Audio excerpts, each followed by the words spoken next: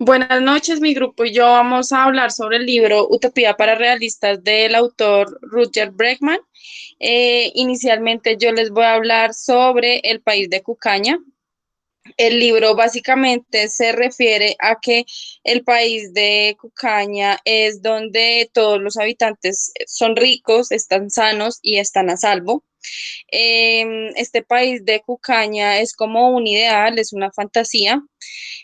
Básicamente hablamos del progreso utópico, del cambio de prioridades entre las diferentes épocas, de la tierra de la abundancia y de la proyección a mejores oportunidades. Entonces, básicamente, antes las prioridades de la persona de la época medieval era estar bien alimentados, estar sanos, estar limpios y encontrarse a salvo.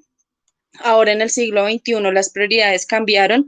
Ahora son ser inteligentes, tener cierta cantidad de dinero para suplir nuestras necesidades y ser bien parecidos. En la parte de la tierra de la abundancia, básicamente la tierra de la abundancia era un paraíso de fantasía donde se soñaba con todo lo que nosotros tenemos en el día de hoy. El pensador medieval quería tener la comida que tenemos, quería tener las comodidades que tenemos, mientras que hoy nosotros soñamos con otro tipo de cosas. Laboralmente nosotros queremos semanas laborales más cortas, queremos un tiempo de ocio más largo, queremos compartir más con la familia, queremos desarrollarnos profesionalmente de la manera más exitosa posible. Y los países a través de los años han logrado cierta estabilidad económica para que la mayoría de sus habitantes pues pueda, digamos que, querer pensar o acceder a este tipo de cosas. El porcentaje de pobreza extrema en cada uno de los países es cada vez más bajo, por lo que la calidad de vida progresivamente tiende a ir aumentando. Ahora los dejo con mi compañero José Luis para que les cuente un poco del tema que le correspondió a él. Buenas noches, profesor. Buenas noches, compañeros. Yo les voy a hablar como tal de los experimentos sociales que nuestro autor desarrolla a lo largo del texto objeto de estudio. Voy a iniciar entonces con un estudio, el proceso del estudio al comportamiento humano que nuestro autor hace. Esto no son experimentos que él hace directamente, es un conjunto de experimentos y situaciones que él recoge de diferentes investigaciones a lo largo del mundo y pues las plasma y saca algunas conclusiones que las veremos al final. Entonces, dentro de los experimentos sociales, nuestro autor nos muestra un conjunto de estudios del comportamiento humano y esto consta de un proceso de análisis de situación, estudios hechos en diferentes lugares del mundo a personas con diferentes culturas, de personas de diferentes estratos, de diferentes situaciones socioeconómicas o de tendencias políticas. Eh, Estos estudios claramente iban enfocados a personas en condiciones de pobreza o estratos bajos, por llamarlo así, y inicia con un proceso de suministro de apoyos económicos en diferentes maneras, ya fuera en especie o en dinero efectivo como tal, a diferentes personas, como lo mencioné, en condiciones de pobreza. Esto con el fin de que a partir de que estas personas recibieran estos apoyos, pues pudiera iniciar un proceso de análisis de esos comportamientos y obviamente pues de sus impactos. Esto en sus entornos individuales, familiares, profesionales y como tal dentro de las sociedades en las que convivían estas personas. ¿Esto en qué deriva y qué se dedujo de todo lo que acabo de mencionar? Básicamente, y nos lo resume nuestro autor, en impactos positivos, calidad de vida y el mejoramiento de esta, de las personas que recibían los apoyos como tal y de las personas que rodeaban a estas personas, a la vez incentivo de empleos. Se notó claramente que las sociedades que rodeaban a las personas que recibían estos apoyos, pues iniciaban un proceso de crecimiento como tal. Esto, gracias al aumento del empleo, al consumo sano que se aumentaba en estas sociedades y pues otra serie de impactos positivos que nos mostraba nuestro autor. Estos estudios básicamente se desarrollaron en países como Canadá, el Reino Unido y algunos países africanos que arrojaron estos resultados y pues los analizaremos con más detalle a lo largo de esta exposición. Le doy el cambio a mi compañero Luis Felipe. Muy buenas noches, profesor y compañeros. Vamos a hablar de la mejora de los aspectos económicos. en cuanto a la calidad de vida y al incremento del empleo. Se han realizado un sinnúmero de experimentos a nivel de América Latina, Asia y África. Estos experimentos consistían en dar un dinero gratis a las familias para mejorar su ingreso. Tras muchos años de estudio, los investigadores de la Universidad de Manchester lograron identificar que los beneficios que trae dar dinero gratis a las familias son los siguientes. Las familias dan un buen uso al dinero que se les da, se reducen los índices de pobreza, se producen diversos beneficios postergados a larga duración, como son en ingresos de salud e impuestos para los países. Estos programas son menos costosos que los diferentes programas que hay de ayuda social. Adicionalmente, el dinero en efectivo estimula la economía de la gente, se compra más, se estimula la creación de nuevas empresas y la creación de empleos nuevos. Igualmente, se da un aumento en los ingresos de las familias beneficiadas. El otro punto es la idealización del Producto Interno Bruto. En un mundo ideal, el Producto Interno Bruto debería estar conformado por actividades como son el trabajo doméstico, el cuidado de niños, el voluntariado, y esto incrementaría considerablemente el Producto Interno Bruto de cada país.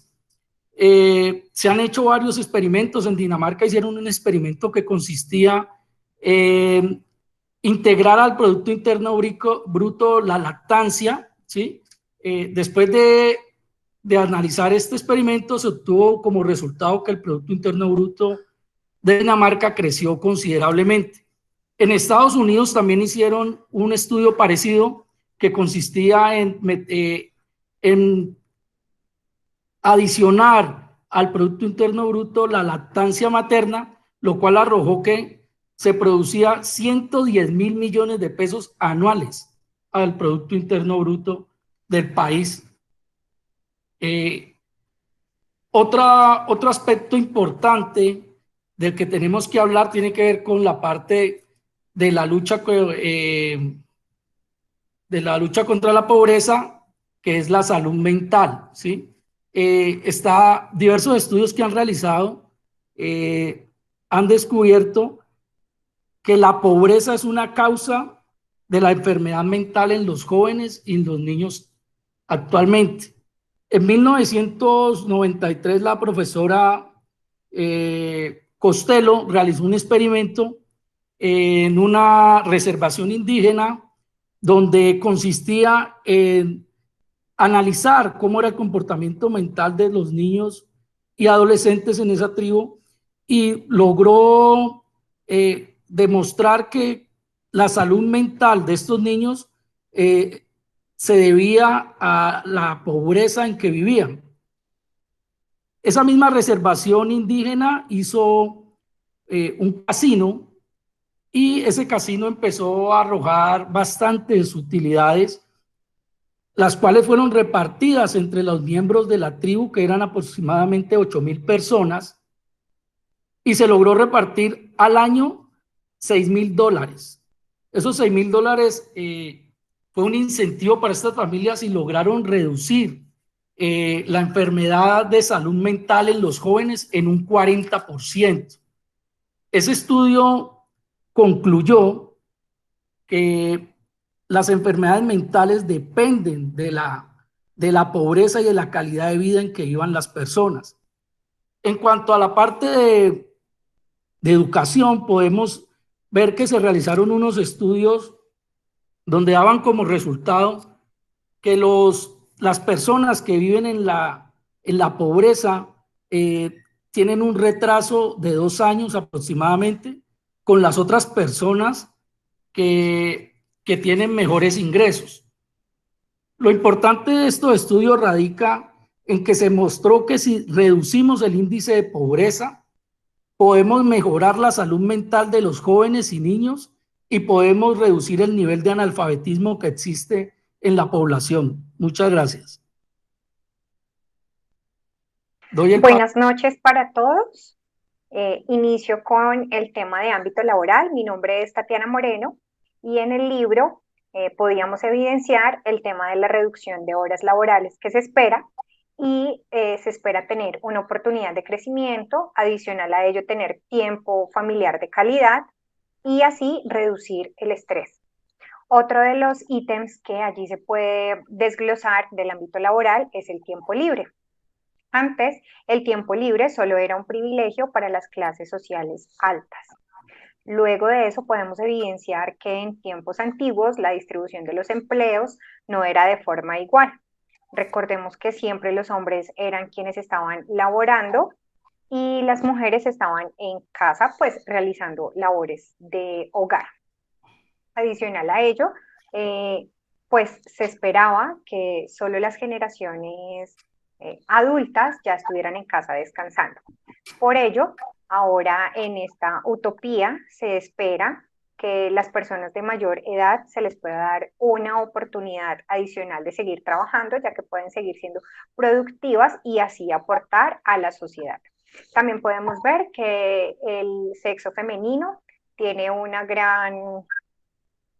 gran aporte significativo en el ámbito laboral y pues ya digamos que ambos sexos se encuentran hoy en día trabajando e inclusive en gran medida las mujeres tienen una mayor participación. Por otro lado está la contribución con el medio ambiente. Entonces, si nosotros hacemos una reducción de horas laborales, también se ve una reducción significativa del CO2 y de las emisiones de gases contaminantes que pues emitimos al salir de nuestros hogares o al estar mucho tiempo en unas fábricas o en medios de transporte. Y adicional a ello está la eliminación de fronteras laborales, lo que quiere decir es que las personas se pueden transitar por los países y así obtener oportunidades laborales. Esto se ve reflejado en el incremento del PIB, ya que pues por las remesas que generan estas personas que se movilizan. Como lo mencionaba anteriormente mi compañero Luis Felipe, eso también va a generar un aumento en la calidad de vida de las personas, pues que realizan como estas movilizaciones por los países en pro de trabajar y pues por ello también se crea un flujo de la economía. Doy el paso a mi siguiente compañero que hablará acerca de la ciencia de la escasez, que ya hizo una intervención inicialmente. Continúa, José Luis. Gracias, compañera. Bueno, entonces para continuar con el desarrollo de la exposición, ahora quiero abordar un concepto que nuestro autor, el señor Rutger Bregman, aborda y es la ciencia de la escasez. Él aborda este concepto desde tres subconceptos, como lo son la escasez y cómo consume a las personas, el concepto de la desigualdad y la falta de metas personales que conlleva a lo anterior y a su vez dentro de un círculo vicioso pues sigue conllevando a la gente o a las personas y las sociedades a más escasez y a más desigualdad. Entonces lo vamos a abordar de la siguiente manera. Dentro de la ciencia de la escasez, nuestro primer numeral dice que la escasez te consume. La escasez básicamente consume a las personas que están inmersas dentro de ella, ya que la escasez y la pobreza tiende a ser más crónica con el tiempo.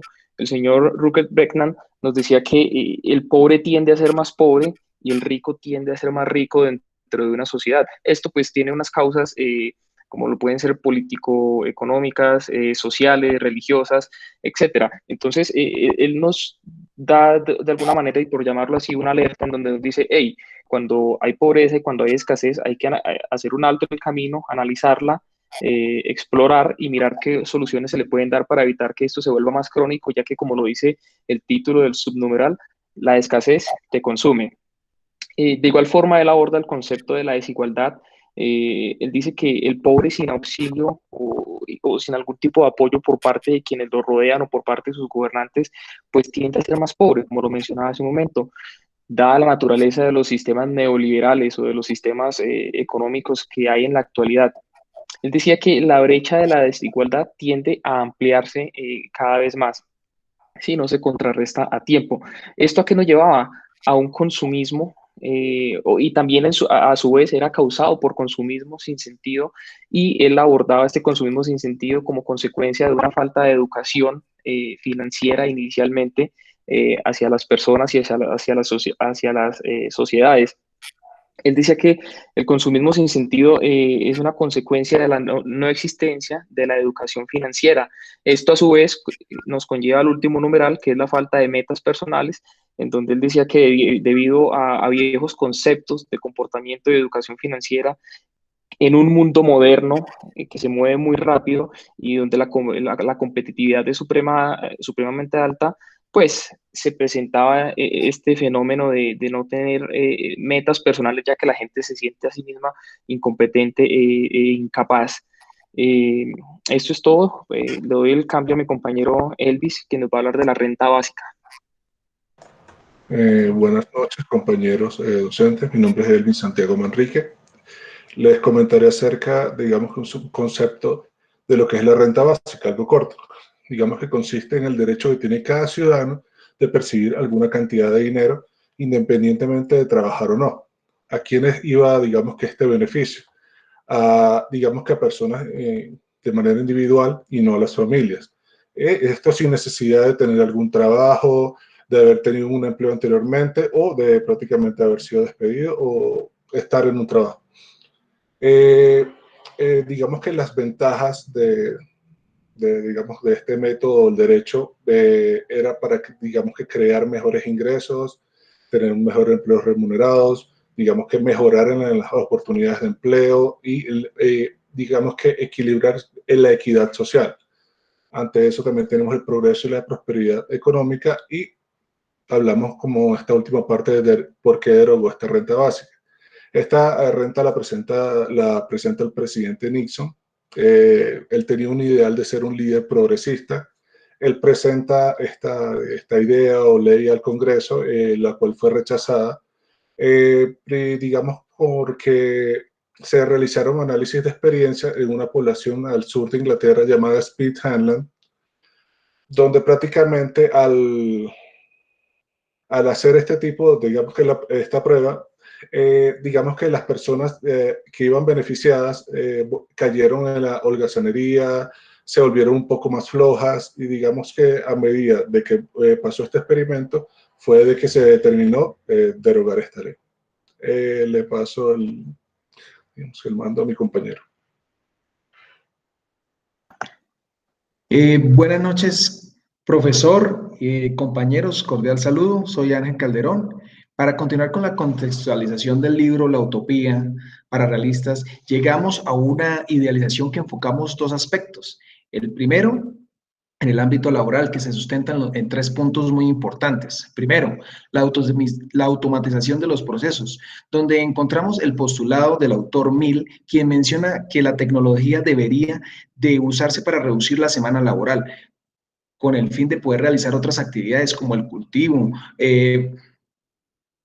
y para el progreso de la moral y la parte social. Sin embargo, este razonamiento ha entrado en una dualidad, ya que con la llegada de la revolución industrial se evidenció todo lo contrario, porque se presenta una implementación tecnológica para acelerar los procesos. De igual forma, se intensificó los horarios laborales para cumplir con la demanda y el debido proceso de los avances en la parte industrial. Se ha evidenciado la automatización casi completa de muchos procesos, haciendo innecesario el uso recurrente de mano de obra humana. Sin embargo, este proceso de reemplazar personas por máquinas y tecnología ha evidenciado una necesidad de los humanos en otros ámbitos, como por ejemplo el mantenimiento de las mismas, generando por lo mismo una búsqueda de nuevos oficios. Como segundo, profesiones emergentes. Con la llegada de las máquinas también hubo un aumento de nuevos empleos creados para cubrir las necesidades antes que eran inconcebibles, como las ventas virtuales desde empresas como Amazon, donde se modifica la manera de comprar y vender. Y aunque el comprador es más sencillo al no tener que salir de su casa, el vendedor tiene que adaptarse a las necesidades del mercado, haciendo uso del personal que se encargue de procesos como la recepción de la orden, el embalaje del producto y obviamente el envío, además de que asegurarse de que llegue en óptimas condiciones el producto. Como tercero tenemos la importancia de las labores en la sociedad.